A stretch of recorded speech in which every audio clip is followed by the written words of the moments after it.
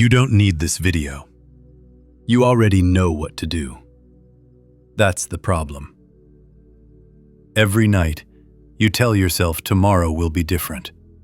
And every morning, you prove yourself wrong. Again. You don't lack information. You lack follow-through. You've watched enough videos, read enough posts, made enough plans, and yet, here you are. Still negotiating, still delaying, still restarting. That loop is not harmless. It's costing you years. Not someday, right now. You're not tired because life is hard. You're tired because you keep breaking promises to the one person you can't escape. Yourself. And the worst part? You've normalized it. You call it being human. You call it balance. You call it, I'll try again. But deep down, you know. This isn't bad luck. This isn't circumstance. It's a pattern. And patterns don't stop because you feel inspired. They stop when you stop negotiating. Stay with me.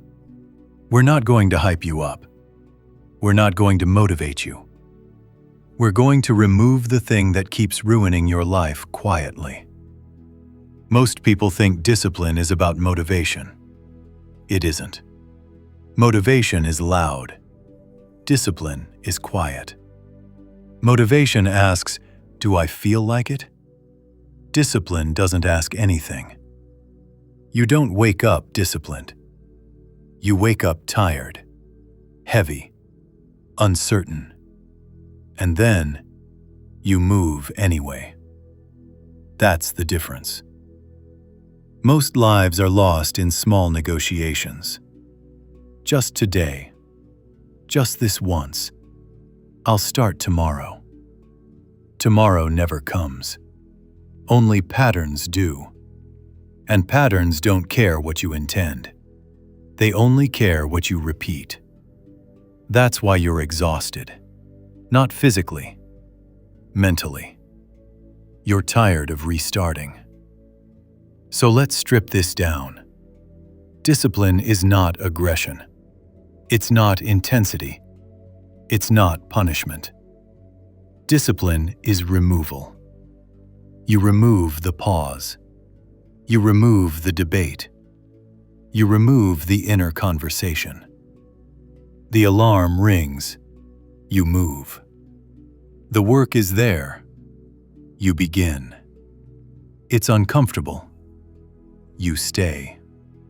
No story. No meaning. No drama. Your emotions can exist. They just don't get a vote.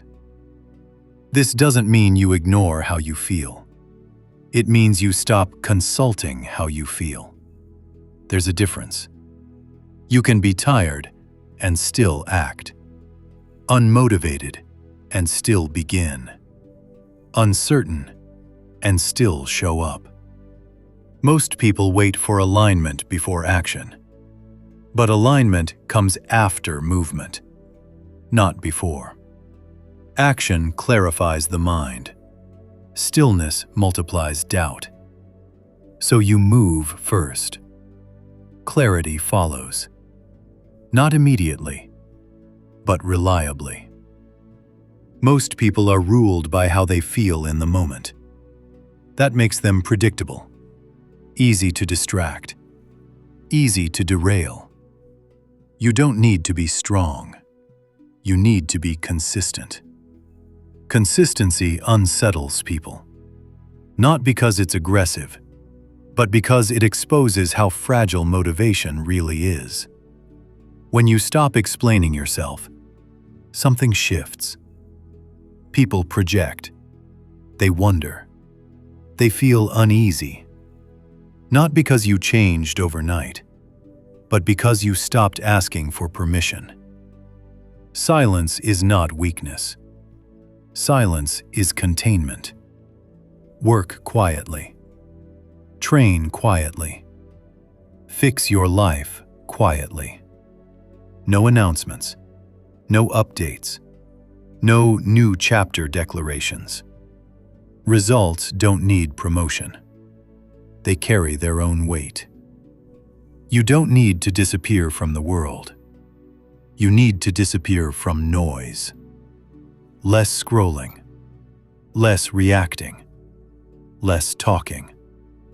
More repetition, more solitude, more follow-through. At first, it feels lonely. That's normal.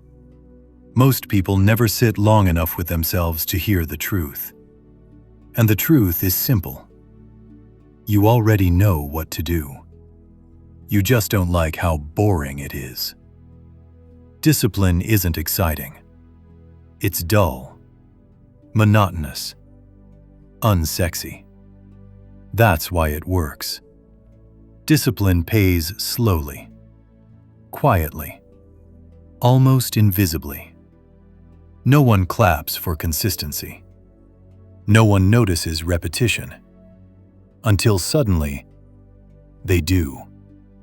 And by then, the work is already done. This is why most people quit early. They want evidence before commitment. But discipline works in reverse. You commit first. Evidence arrives later. Over time, something shifts. Anxiety fades. Because anxiety comes from avoidance. Fear of the future fades. Because you're building proof, day by day. Comparison fades. Because you're no longer standing still. This isn't about becoming cold. It's about becoming reliable. Reliable to yourself. When you keep your word to yourself long enough, confidence stops being something you chase. It becomes a byproduct. People will say you've changed. They're right. You stopped negotiating. You stopped explaining. You stopped waiting to feel ready. You chose repetition over reassurance. This isn't extreme. It's adulthood. If something here stayed with you, leave a line in the comments. Not for me, for yourself. And if you want more thoughts like this, you know where to find them. Stay with the work.